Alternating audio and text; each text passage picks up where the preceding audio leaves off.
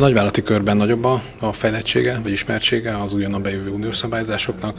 A KKV-k fejlettebb körében szintén van egy már minimális ismertsége. A mikrovállalatoknál pedig úgy gondolom, hogy ez egy nagyon komoly jövőbeli probléma lesz. Jelenleg nincsenek ESG-vel kapcsolatos ismeretek. Az Európai Unió tagállamaként azt kell lássuk, hogy a magyar cégeknek, nagyvállalatoknak lesz egy standardja. Ez ugye a CSRD direktíva alapján ez az új fenntartható jelentésbeli uniós standard. Ennek van egy indikátor szettje, ennek ESRS a neve. Ez így, ahogy van, ez el lett fogadva, és ezeket az indikátorokat kell a nagyvállalatok gyűjtsék 2024. január 1-től, még egy hullámban 25. január 1-től és 26. január 1-től.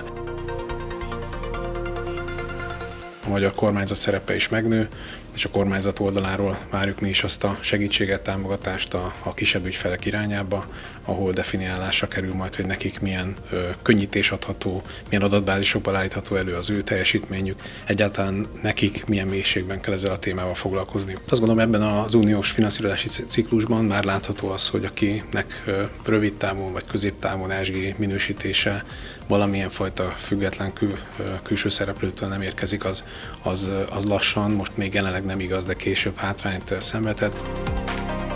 Azért látható ez az átmeneti időszak, az EU-ban is nagyon sok bank és intézmény kifejezte már, hogy kiket nem kíván finanszírozni középtávon, és igazából ebben a szituációban kell a KKV-knak megtalálni azokat a partneri kapcsolatokat, akik értékelik, magasabbra értékelik, stabilabb, hosszabb szerződéseket, jobb árakat kínálnak azért, hogyha ők fenntarthatóban működnek.